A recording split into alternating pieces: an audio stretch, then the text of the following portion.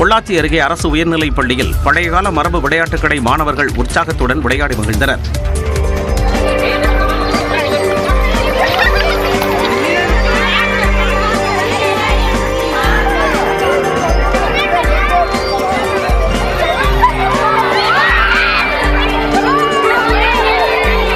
பெத்தநாயக்கனூர் பகுதியில் உள்ள அரசு உயர்நிலைப் பள்ளியில் படிப்பு மட்டுமல்லாது விளையாட்டு, கிராமிய கலைகள், வாசகர் வட்டம் என பல்வேறு வகைகளில் மாணவர்களை ஆசிரியர் தயார்படுத்தி வருகின்றனர்.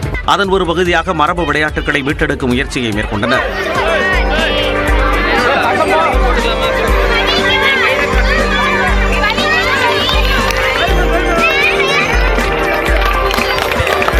கண்ணாமூச்சி, பாண்டி ஆட்டம், கொலகொலையா முந்திரிக்கா, டயர் வண்டி, உரியடித்தல் உள்ளிட்ட விளையாட்டுகளை மாணவர்கள் குழுவாக விளையாடி மகிழ்ந்ததை ஆசிரியர்களும் பெற்றோர்களும் கண்டு மகிழ்ந்தனர்.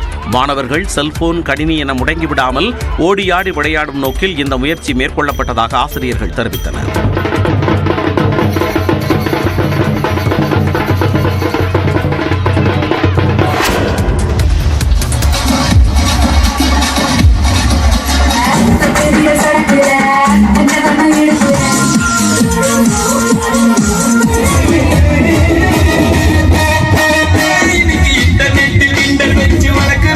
கோவையில் நடந்த ஹாப்பி ஸ்ட்ரீட் நிகழ்ச்சியில் தான் இப்படி உற்சாக நடனம் களை கட்டியது. கோவையில் ஹாப்பி ஸ்ட்ரீட் நிகழ்ச்சி வாரந்தோறும் ஞாயிற்றுக்கிழமைகளில் நடைபெற்று வருகிறது. 8வது வார நிகழ்ச்சியாக இந்த முறை கொடிஷியா பகுதியில் நடைபெற்றது. ஃபேஸ் பெயிண்டிங், பலூன்கள், செல்ஃபி பாயிண்ட், டிஜே கலைக்குழுவினரின் நிகழ்ச்சிகள் என நிகழ்ச்சி வழக்கம் போல களை கட்டியது.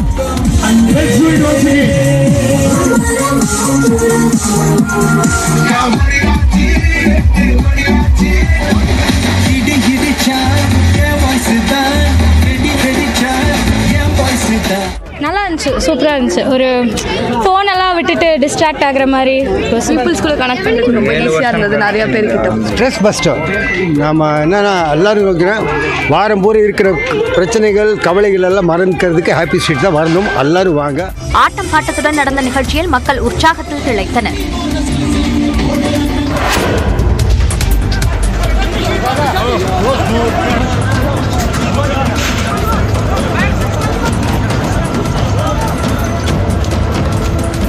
கொழுந்துவிட்டு எரிந்த இந்த காட்சிகள் ஜம்மு காஷ்மீரின் சோனாமார்க் பகுதியில் படம் பிடிக்கப்பட்டவை. கந்தர்பல் மாவட்டத்தில் சோனாமார்க் பகுதியில் பிரதானமான வணிக வளாகம் இயங்கி வருகிறது. இந்த வளாகத்தில் மிகவும் நெருக்கமாக 40க்கும் மேற்பட்ட கடைகள் அமைந்திருந்தன. இந்த கடைகளில் நேற்றிரவு பயங்கர தீ விபத்து நேரிட்டது. இதில் ஏராளமான பொருட்கள் தீயில் கருகின.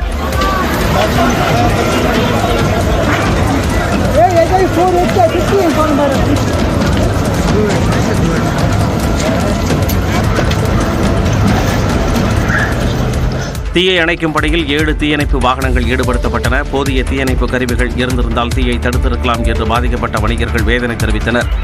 சோனாமார்க் பகுதியில் நேர்ந்த தீ விபத்தில் கடைகள் எரிந்த நிலையில் பாதிக்கப்பட்ட வணிகர்களுடன் உதவுவதாக ஜம்மு காஷ்மீர் முதலமைச்சர் உமர் அப்துல்லா உறுதியளித்துள்ளார்.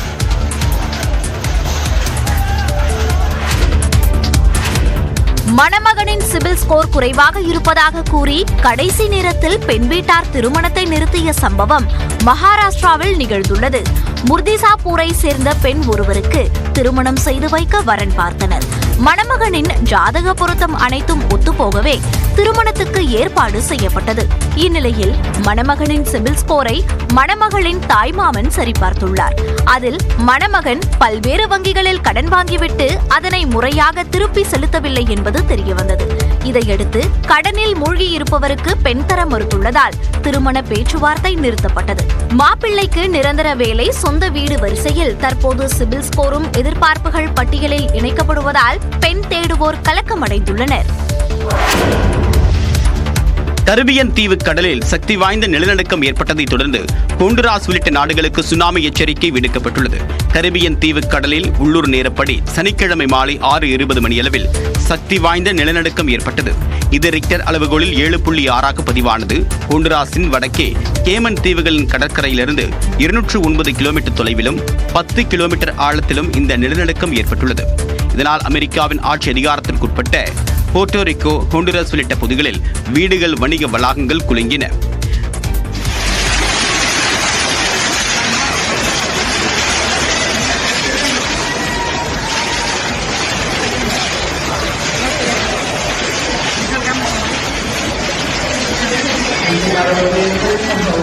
நிலநடுக்கத்தை தொடர்ந்து போர்ட்டோரிக்கோ தீவு, வெர்ஜின் தீவு பகுதிகளில் சுனாமி எச்சரிக்கை விடுக்கப்பட்டது.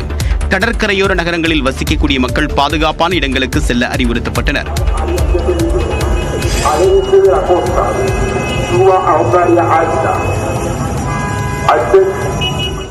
அமெரிக்காவின் அட்லாண்டிக் மற்றும் வளைகுடா கடற்கரை பகுதிகளில் சுனாமி ஏற்பட வாய்ப்பில்லை என்று அமெரிக்க புவியியல் ஆய்வு மையம் தெரிவித்துள்ளது. போர் நிறுத்த ஒப்பந்தத்தின்படி மேலும் 3 பிணை கைதிகளை ஹமாஸ் ஆயுத குழு ஒப்படைத்த நிலையில் பதிலுக்கு 183 சிறை கைதிகளை இஸ்ரேல் ராணுவம் விடுவித்தது. இஸ்ரேல் ஹமாஸ் இடையே 15 மாதங்களாக போர் நீடித்து வந்த நிலையில் கடந்த மாதம் போர் நிறுத்தம் அமலுக்கு வந்தது. இந்த ஒப்பந்தத்தின்படி ஹமாஸ் ஆயுத குழு தனது பிடியில் இருந்த இஸ்ரேலிய பிணை கைதிகளை படிப்படியாக விடுவித்து வருகிறது. இதற்கு பதிலாக இஸ்ரேல் வசம் உள்ள பாலஸ்தீனிய கைதிகளும் விடுவிக்கப்பட்டு வருகிறார்கள். 5வது கட்டமாக இஸ்ரேலைச் சேர்ந்த 3 பேரை ஹமாஸ் விடுவித்தது. அவர்கள் காரில் அழைத்து வரப்பட்டு காசாவில் செஞ்சிலுவை சங்கத்தினர் வசம் ஒப்படைக்கப்பட்டனர். அதன் பின் தாயகம் திரும்பிய அவர்களுக்கு உறவினர்கள் கண்ணீர் மல்க வரவேற்பு அளித்தனர்.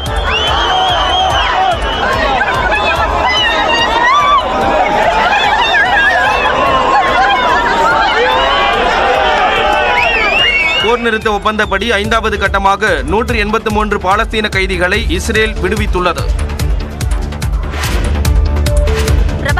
இளைய மகன் போரின் போது உயிரிழந்த தகவலை கேட்டு தனது தந்தை மஹிந்த ராஜபக்ச கவலையடைந்ததாக இலங்கை முன்னாள் அமைச்சர் நமல் ராஜபக்ச தெரிவித்துள்ளார். யூடியூப் நேர்காணல் ஒன்றில் பங்கேற்ற அவரிடம் போர்க்காலத்தில் அதிபராக இருந்த தங்கள் தந்தை மிகவும் கவலை அடைந்த சம்பவம் எதுவும் நினைவிருக்கிறதா என்று கேள்வி எழுப்பப்பட்டது.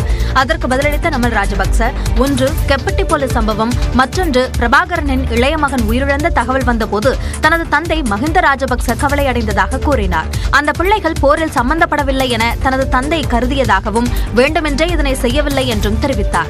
அது கிராஸ் ஃபயரிங்கின் போது நடந்த சம்பவம் என்றும் வேண்டுமென்றே கொல்லப்பட்டார் என சிலர் கதைகளை உருவாக்கலாம், ஆனால் அது உண்மை அல்ல என்றும் விளக்கினார். போர்க்காலம் தொடர்பாக இந்த 2 சம்பவங்களே தனக்கு நினைவில் இருப்பதாகவும் அவர் கூறினார். இந்தியா இங்கிலாந்து இடையிலான 2வது ஒருநாள் போட்டி இன்று நடைபெற உள்ளது. இந்தியா வந்துள்ள இங்கிலாந்து அணி 5 போட்டிகள் கொண்ட T20 தொடரை 1-4 என்ற கணக்கில் இழந்தது. இதையடுத்து 3 போட்டிகள் கொண்ட ஒருநாள் தொடரில் முதல் போட்டியில் இந்தியா வெற்றி பெற்ற நிலையில் 2வது ஒருநாள் போட்டி ஒடிசா மாநிலத்தின் கட்டாக் நகரில் இன்று பிற்பகல் 1:30 மணிக்கு தொடங்க உள்ளது. இன்றைய போட்டியில் விராட் கோலி களமிறங்குவார் என பேட்டிங் பயிற்சியாளர் ஷிதான்ஷு கோட்டாக் தெரிவித்துள்ளார். இன்று 94 ரன்களை எடுத்தால் ஒருநாள் போட்டியில் 14,000 ரன்களை எடுத்த 3வது வீரர் என்ற பெருமையை விராட் கோலி பெறுவார். சாம்பியன்ஸ் டிராபிக்கான அணியில் இடம்பெற்றுள்ள அர்ஷ்தீப் சிங்கிற்கும் இன்றைய போட்டியில் வாய்ப்பளிக்கப்படுமா என்ற எதிர்பார்ப்பும் எழுந்துள்ளது. இந்த போட்டியில் வெற்றி பெற்றால் ஒருநாள் தொடரை இந்தியா கைப்பற்றும் என்பதால் நேற்று